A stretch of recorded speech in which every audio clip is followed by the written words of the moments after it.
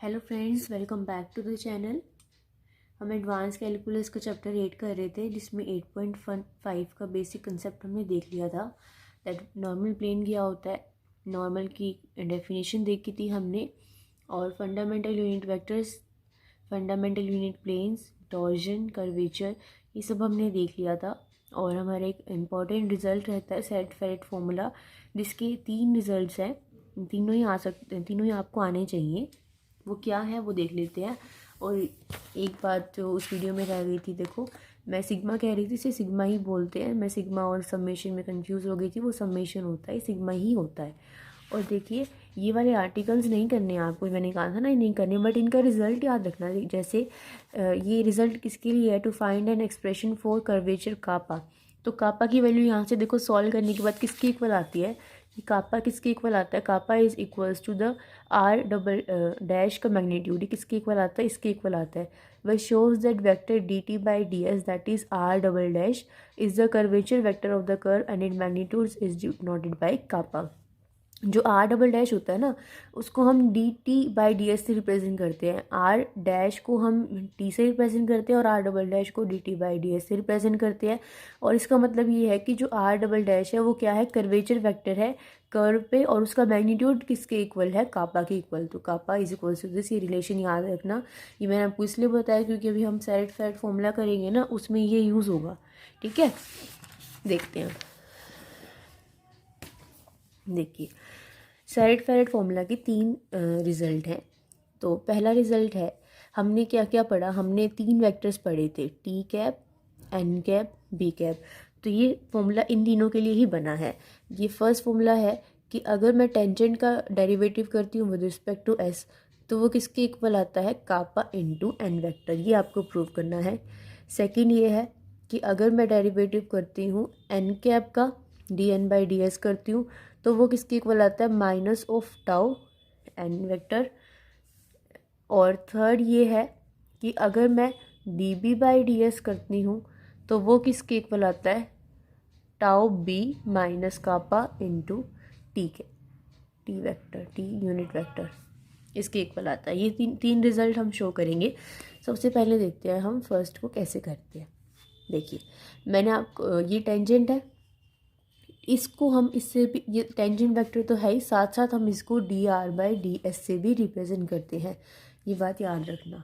अब आपको ये बात पता होगी कि जो भी यूनिट वेक्टर होता है उसका मैग्नीट्यूड हमेशा इक्वल्स टू 1 होता है। कोई भी यूनिट वेक्टर हो, हम आई वेक्टर करते हैं तो उसका भी मैग्नीट्यूड इक्वल्स टू 1 होता है। तो यूनिट वेक्टर का मतलब ही होता है ऐसा वेक्टर जिसका मैग्नीट्यूड क्या है, 1 है।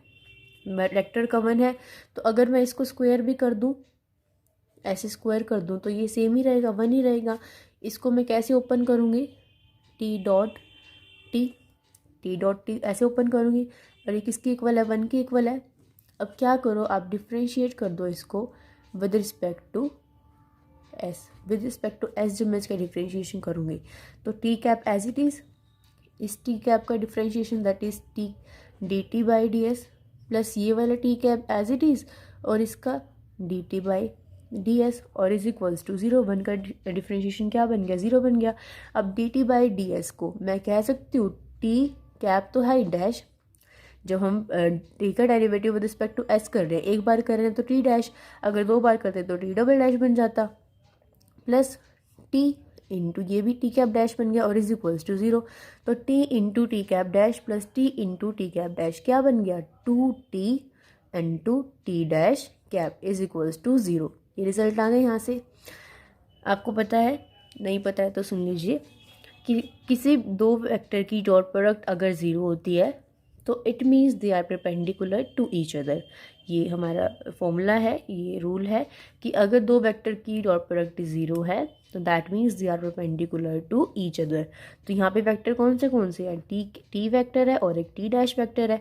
तो यहाँ से टी डैश वेक्टर किसके परपेंडिकुलर आ गया, T dash is perpendicular to T cap. ये रिजल्ट हम अभी आगे यूज़ करेंगे, T dash is perpendicular to T cap. एक रिजल्ट यहाँ से आ गया। अब नेक्स्ट देखिए हम क्या करते हैं। नेक्स्ट, ऑस्कुलेटिंग प्लेन की इक्वेशन क्या होती है, ऑस्कुलेटिंग प्लेन की इक्वेशन होती है R minus R, R minus R, R dash and R double dash N is equals to 0। यही होती है ऑस्कुलेटिंग प्लेन की इक्वेशन। आर डैश को हम क्या लिख सकती हूँ मैं, आर डैश को D R by D S, यानी आर डैश को क्या लिख सकती हूँ, टी कैप लिख सकती हूँ, R minus R T cap, और आर डबल डैश को क्या लिख सकती हूँ, टी कैप डैश, ये लिख सकती हूँ, इज इक्वल्स टू 0।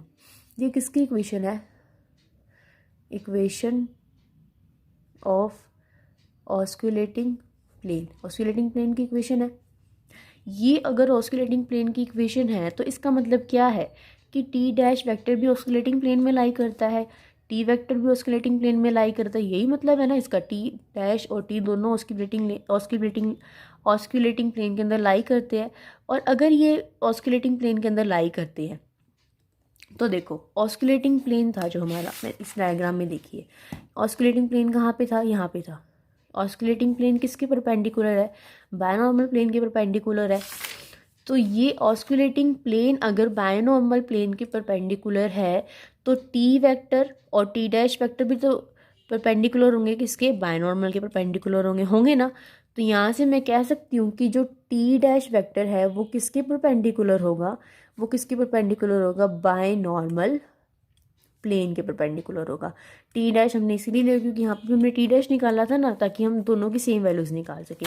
तो टी डैश जो वेक्टर है मेरा किसके इक्वल आ गया, बायनॉर्मल प्लेन के इक्वल आ गया। बायनॉर्मल प्लेन को किससे रिप्रेजेंट करते हैं, किससे रिप्रेजेंट करते हैं, बायनॉर्मल को बी से रिप्रेजेंट करते हैं। तो टी डैश वेक्टर परपेंडिकुलर आ गया बी कैप की, और यहाँ से टी डैश वेक्टर हमारा किसके परपेंडिकुलर था, टी कैप के।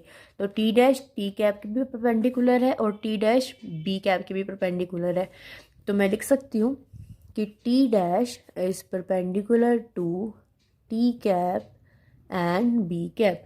अभी टी कैप के परपेंडिकुलर भी है, बी कैप के परपेंडिकुलर भी है, तो ये किसके पैरेलल होगा, T dash is parallel to, ये इसके परपेंडिकुलर भी है और ये इसके परपेंडिकुलर भी है, तो ये पैरेलल होगा इन दोनों की क्रॉस प्रोडक्ट के।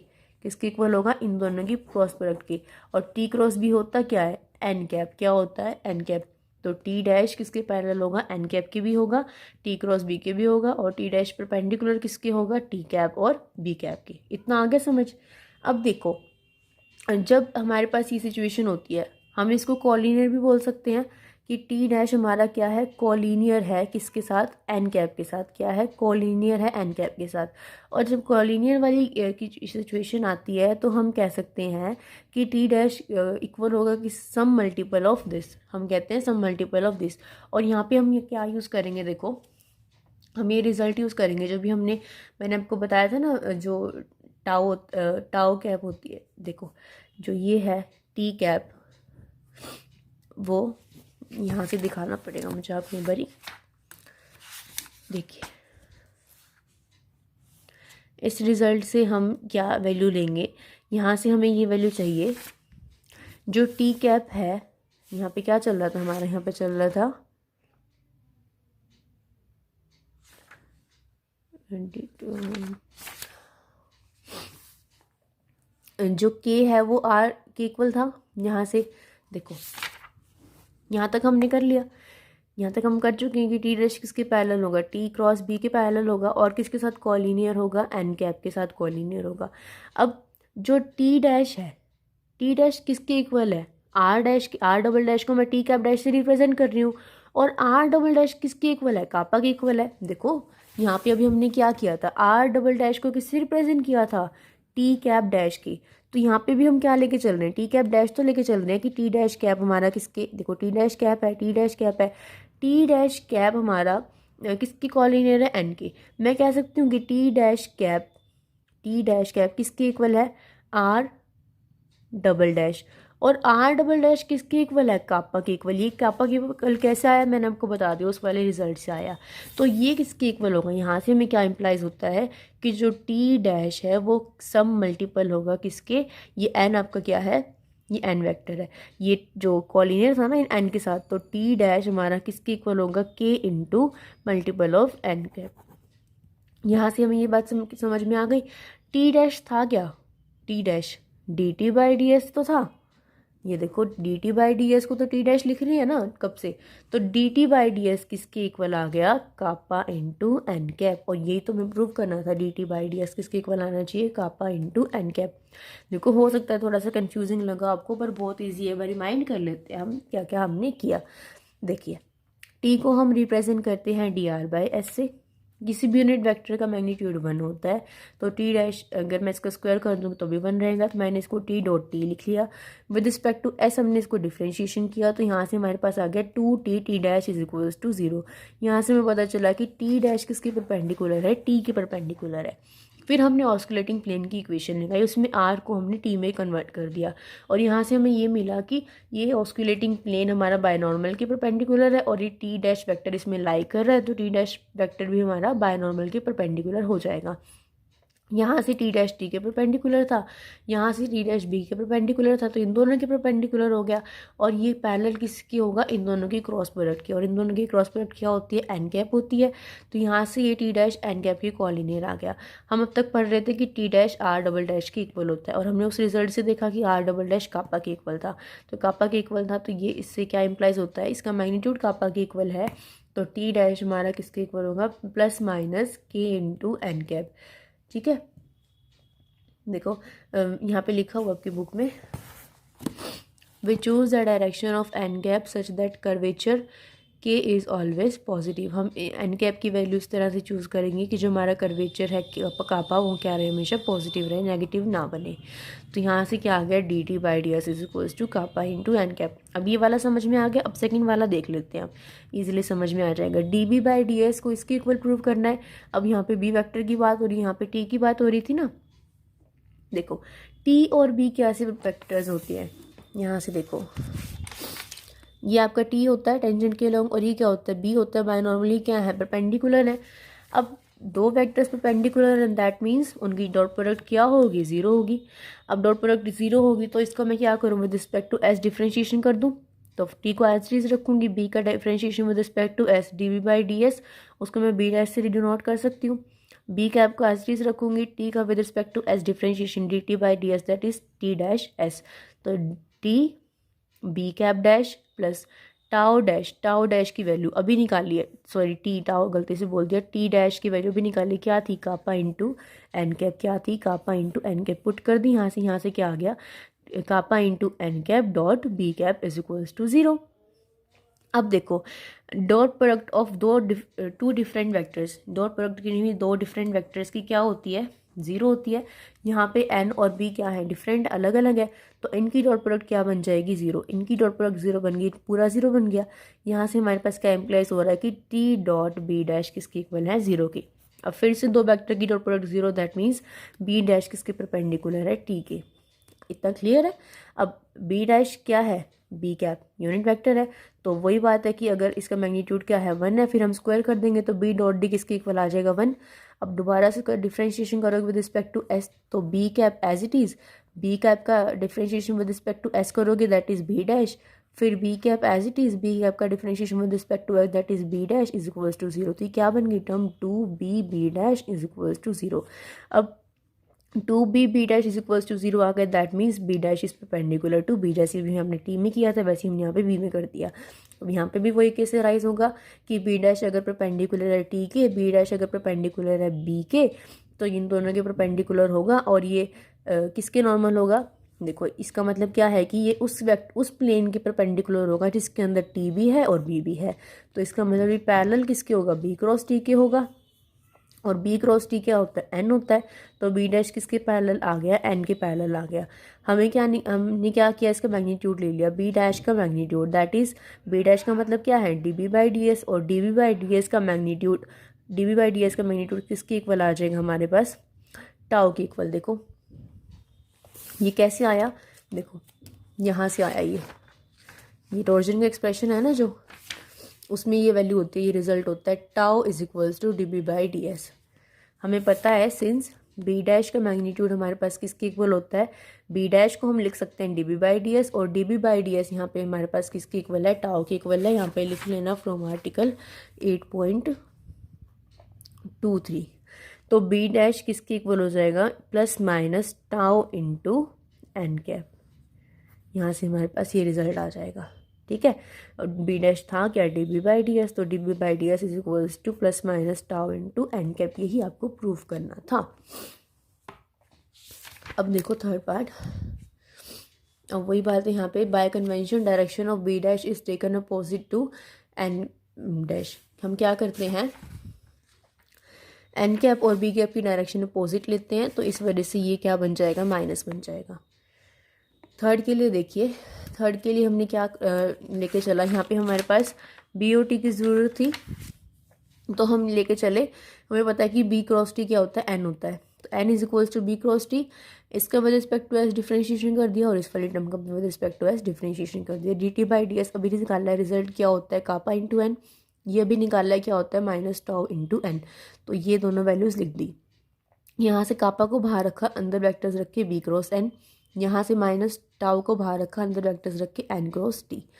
बी क्रॉस एन हमारा ऑर्डर होता है एन क्रॉस बी होता है टी के इक्वल, यहाँ बी क्रॉस एन है तो वो माइनस टी के इक्वल हो जाएगा, minus tau as it is, T cross N होता है हमारा order, T cross N B के इक्वल होता है, तो N cross T minus B के इक्वल हो जाएगा। तो ये टर्म हमारी क्या बन जाएगी, minus tau kappa plus tau B is equals, ये बन जाएगी ना माइनस, देखो minus kappa T plus tau B, तो मैं इसको लिख सकती हूँ ना ऐसे, tau B minus kappa T, तो मैंने वही करा, tau B minus kappa T, तो यहाँ से चल के आ रहा था D N by D S, तो यही हमें प्रूव करना था। ठीक है, बहुत ईजी था ये तो। अब सॉरी, सेरेट फेरेट फॉर्मूले को याद रखने की ना एक ट्रिक है, वो ट्रिक क्या है, वो ट्रिक ये है, देखिए क्या करो, इस साइड लेफ्ट हैंड साइड तो क्या करो, जो हमने वेक्टर्स पढ़े थे ना तीन, क्या क्या वेक्टर्स पढ़े थे, T cap N cap B cap, उनका डेरिवेटिव यानी कि T cap dash N cap dash B cap dash, यहाँ तो वो आते हैं इज इक्वल्स टू, यहाँ एक ब्रैकेट है ऐसे और यहाँ एक ब्रैकेट है, इस ब्रैकेट में क्या आएंगे वो vectors T cap N cap B cap, दो चीज़ें होगी याद। इसको कैसे फिल करना है, 0 0 0 0 0, यानी कि डायगनली क्या बननी चाहिए, 0, सिर्फ तीन वैल्यूज याद करनी है, 1 2 3 4, चार वैल्यूज याद रखनी है, 1 2 3 4। कैसे याद रखनी है, कापा, ये केक को मतलब कुछ इस तरह से बना लेना कि कापा लगे, कापा, यहाँ माइनस कापा, यहाँ टाउ और यहाँ माइनस टाउ। तो ये क्या है, सेरेट फेरेट फॉर्मूले को याद करने का तरीका है, जब आप इनकी मल्टीप्लाई करोगे ना, तो एन डैश की वैल्यू मतलब टी डैश की वैल्यू, यहाँ पे टी डैश है ना, टी डैश क्या है D T by D S, तो वो ही रिजल्ट आपका बन जाएगा यहाँ से। ये एन डैश की वैल्यू याद रखने का तरीका है, ये सारे ये शॉर्ट फॉर्म है इसको याद रखने की, तो कभी अगर सीधा सी रिजल्ट ना याद आए तो इसको याद रख लेना। सो गाइस इस वीडियो के लिए इतना ही रखते हैं, सेरेट फेरेट फॉर्मूले तक, बाकी की डिस्कशन, बाकी के थ्योरम्स और जो भी रहते हैं हमारे, वो हम नेक्स्ट वीडियो में करेंगे, फिर एग्जाम्पल स्टार्ट करेंगे। ठीक है, सो गाइस अब आई होप आपको वीडियो पसंद आई होगी, वीडियो को लाइक ज़रूर कर देना, अपने फ्रेंड्स के साथ शेयर करना मत भूलना। कुछ भी नहीं समझ में आता है तो कमेंट सेक्शन में कमेंट करके डाउट पूछ लेना। Okay, bye bye guys.